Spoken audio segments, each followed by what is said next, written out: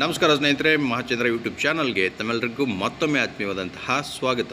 ಸ್ನೇಹಿತರೆ, ಕರ್ನಾಟಕ ಸರ್ಕಾರಿ ರಾಜ್ಯ ನೌಕರರಿಗೆ ಕರ್ನಾಟಕ ಆರೋಗ್ಯ ಸಂಜೀವಿನಿ ಯೋಜನೆಯನ್ನು ಸರ್ಕಾರ ಇದೇ ಅಕ್ಟೋಬರ್ 1ರಿಂದ ಜಾರಿಗೆ ತರ್ತಾ ಇರ್ತಕ್ಕಂಥದ್ದು ಅಧಿಸೂಚನೆಯನ್ನು ಹೊರಡಿಸಿದೆ. ಸೊ ಇದರ ಬಗ್ಗೆ ನಾನು ನಿನ್ನೆ ಒಂದು ವಿಡಿಯೋನ ಮಾಡಿ ಅಪ್ಲೋಡ್ ಮಾಡಿದ್ದೆ ಸ್ನೇಹಿತರೆ. ಈಗ ರಾಜ್ಯ ಸರ್ಕಾರಿ ನೌಕರರ ಸಂಘದಿಂದ ಒಂದು ಸುತ್ತೋಲೆಯನ್ನು ಹೊರಡಿಸಿದ್ದಾರೆ. ಈ ಸುತ್ತೋಲೆ ಕರ್ನಾಟಕ ಆರೋಗ್ಯ ಸಂಜೀವಿನಿ ಯೋಜನೆಯ ಬಗ್ಗೆ ಅದರಲ್ಲಿ ಮೆನ್ಷನ್ ಮಾಡಿರ್ತಕ್ಕಂಥ ಪ್ರಮುಖ ಅಂಶಗಳನ್ನು ಇಲ್ಲಿ ಮೆನ್ಷನ್ ಮಾಡಿ ಹೇಳಿದ್ದಾರೆ. ಎಲ್ಲ ಸರ್ಕಾರಿ ನೌಕರರು ತಿಳ್ಕೋಬೇಕಾದಂತಹ ಭಾಳ ಮುಖ್ಯವಾದ ಅಂಶಗಳನ್ನು ಮಾತ್ರ ಇಲ್ಲಿ ಮೆನ್ಷನ್ ಮಾಡಿ ತಿಳಿಸಿದ್ದಾರೆ. ಸೊ ಹಾಗೆ ರಾಜ್ಯ ಸರ್ಕಾರಿ ನೌಕರರ ಸಂಘದ ಜಿಲ್ಲಾ ಶಾಖೆಗಳಿಗೆ ಈ ಸುತ್ತೋಲೆಯನ್ನು ಮೆನ್ಷನ್ ಮಾಡಿ ಕೊಟ್ಟಿದ್ದಾರೆ. ಸೊ ಅವರೆಲ್ಲ ಪತ್ರಿಕೆಯಲ್ಲಿ ಈ ಅಂಶಗಳನ್ನು ಹೊರಡಿಸ್ಬೇಕು ಅನ್ನೋ ಕಾರಣಕ್ಕೆ. ಸೊ ಯಾವ ಮುಖ್ಯ ಅಂಶಗಳನ್ನು ಈ ಸುತ್ತೋಲೆಯಲ್ಲಿ ತಿಳಿಸಿದ್ದಾರೆ ಅಂತ ನಾನು ನಿಮಗೆ ಈ ವಿಡಿಯೋನಲ್ಲಿ ತಿಳಿಸ್ಕೊಡ್ತಾ ಇದ್ದೀನಿ. ವಿಡಿಯೋ ಸ್ಕಿಪ್ ಮಾಡಿದೆ ಪೂರ್ತಿಯಾಗಿ ನೋಡಿ. ಎಲ್ಲ ರಾಜ್ಯ ಸರ್ಕಾರಿ ನೌಕರರು ಕೂಡ ಇದನ್ನು ತಿಳ್ಕೊಬೇಕಾದಂಥ ಭಾಳ ಮುಖ್ಯವಾದ ಮಾಹಿತಿ ಇದರಲ್ಲಿದೆ ಸ್ನೇಹಿತರೆ. ಬನ್ನಿ ನೋಡೋಣ ಹಾಗಾದರೆ ಈ ಸುತ್ತೋಲೆಯಲ್ಲಿ ಏನು ಅಂಶ ಇದೆ ಅಂತ.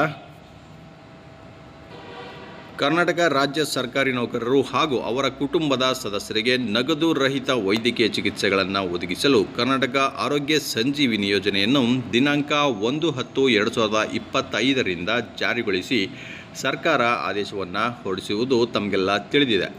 ಈ ಸಂಬಂಧವಾಗಿ ತಮ್ಮ ಜಿಲ್ಲಾ ಶಾಖೆಯಿಂದ ಈ ಕೆಳಕಂಡ ಅಂಶಗಳನ್ನು ಉಲ್ಲೇಖಿಸಿ ಪತ್ರಿಕಾ ಹೇಳಿಕೆಯನ್ನು ನೀಡಲು ಸೂಚಿಸಿದೆ. ಸೊ ಯಾವ ಅಂಶಗಳು ಇಲ್ಲಿ ಭಾಳ ಮುಖ್ಯವಾಗಿದೆ ಅಂತಂದರೆ, ಮೊದಲನೇದಾಗಿ ನೋಡಿ, ಪತಿ ಪತ್ನಿ ಇಬ್ಬರೂ ಸರ್ಕಾರಿ ನೌಕರರಾಗಿದ್ದಲ್ಲಿ ಒಬ್ಬರು ಮಾತ್ರ ವೇತನದಲ್ಲಿ ವಂತಿಗೆಯನ್ನು ನೀಡುವುದು. ರಾಜ್ಯ ಸರ್ಕಾರದ ಅಧಿಕಾರಿ ಮತ್ತು ನೌಕರರ ತಂದೆ ತಾಯಿ ಪಿಂಚಣಿದಾರರಾಗಿದ್ದಲ್ಲಿ ಅವರ ಮಾಸಿಕ ಆದಾಯ ಮಿತಿಯನ್ನು ರು 17,000ದಿಂದ 27,000ಗಳಿಗೆ ಹೆಚ್ಚಳವನ್ನು ಮಾಡಲಾಗಿದೆ. ಸೊ 27,000 ಒಳಗಡೆ ಇರಬೇಕು ಅವರ ತಂದೆ ತಾಯಿಯ ಪಿಂಚಣಿಗಳು. ಅಂಥವ್ರು ಮಾತ್ರ ಈ ಕರ್ನಾಟಕ ಆರೋಗ್ಯ ಸಂಜೀವಿನಿ ಸ್ಕೀಮ್ಗೆ ಒಳಪಡ್ತಾರೆ. ಸೊ ಇದು ಮಾಸಿಕ ಆಗಿರಬೇಕು ಸ್ನೇಹಿತರೆ, ವಾರ್ಷಿಕ ಅಲ್ಲ, ಕನ್ಫ್ಯೂಸ್ ಮಾಡ್ಕೋಬೇಡಿ. ಇದು ಮಾಸಿಕ ಆದಾಯದ ಮಿತಿ 27,000 ಒಳಗಡೆ ಇರಬೇಕು.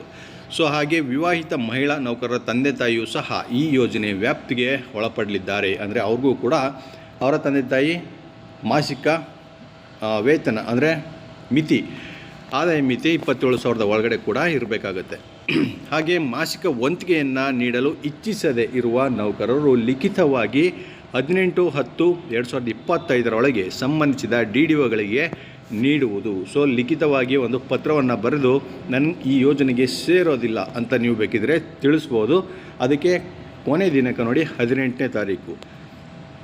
ಈ ಯೋಜನೆಯ ಸೌಲಭ್ಯವನ್ನು ಪಡೆಯಲು ರಾಜ್ಯ ಸರ್ಕಾರದ ಅಧಿಕಾರಿ ಮತ್ತು ನೌಕರರು ಪ್ರತಿ ತಿಂಗಳು ಸರ್ಕಾರ ನಿರ್ದಿಷ್ಟಪಡಿಸಿರುವ ವಂತಿಗೆಯನ್ನು ಅಕ್ಟೋಬರ್ 2025ನೇ ಮಾಹೆಯಿಂದ ನೀಡುವುದು.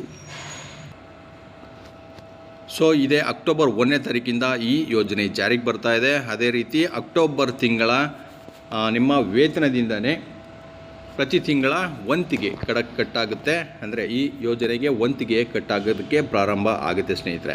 ರಾಜ್ಯದಲ್ಲಿ ಕರ್ತವ್ಯ ನಿರ್ವಹಿಸುತ್ತಿರುವ 5.5 ಲಕ್ಷ ಸರ್ಕಾರಿ ನೌಕರರು ಹಾಗೂ 25 ಲಕ್ಷ ಕುಟುಂಬ ಸದಸ್ಯರು ಈ ಯೋಜನೆಯ ಲಾಭವನ್ನು ಪಡೆಯಲಿದ್ದಾರೆ.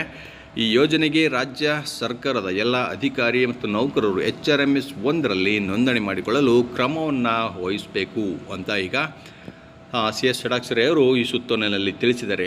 ಇವಿಷ್ಟು ಭಾಳ ಮುಖ್ಯವಾದಂಥ ಅಂಶಗಳು ಸ್ನೇಹಿತರೆ. ಯಾವ ನೌಕರರು ಎಷ್ಟೆಷ್ಟು ವಂತಿಗೆಯನ್ನು ಕಟ್ಟಬೇಕು ಅಂತ ನಾನು ನಿನ್ನೆ ಅಷ್ಟೇ ವಿಡಿಯೋನಲ್ಲಿ ಮಾಡಿ ತಿಳಿಸಿದ್ದೀನಿ. ಆ ವಿಡಿಯೋ ಲಿಂಕನ್ನು ಕೂಡ ಕೊಟ್ಟಿರ್ತೀನಿ ನಿಮಗೆ, ಆ ವಿಡಿಯೋನಲ್ಲಿ ನೋಡ್ಕೊಳ್ಳಿ. ಗ್ರೂಪ್ ಎನವರಿಗೆ 1,000 ಮತ್ತು ಗ್ರೂಪ್ ಬಿ ನೌಕರರಿಗೆ 500 ರೂಪಾಯಿಗಳು ಹಾಗೂ ಗ್ರೂಪ್ ಸಿ ನೌಕರರಿಗೆ 350 ಹಾಗೂ ಡಿ ಗ್ರೂಪ್ನವರಿಗೆ 250 ವಂತಿಗೆಯನ್ನು ಮಾಸಿಕಲ್ಲಿ ಕಟ್ ಮಾಡಲಾಗುತ್ತೆ. ಸೊ ಇದಿಷ್ಟು ಮುಖ್ಯವಾದ ಮಾಹಿತಿಗಳನ್ನು ನೀವು ಸೇವ್ ಮಾಡಿ ಇಟ್ಕೋಬೋದು ಸ್ನೇಹಿತರೆ. ಸೊ ಇದಿಷ್ಟು ಇವತ್ತಿನ ಮಾಹಿತಿ. ಇದೇ ರೀತಿಯ ಮತ್ತಷ್ಟು ಮಾಹಿತಿ ಜೊತೆಗೆ ನಿಮ್ಮನ್ನು ಭೇಟಿ ಮಾಡ್ತೇನೆ. ನಮಸ್ಕಾರ.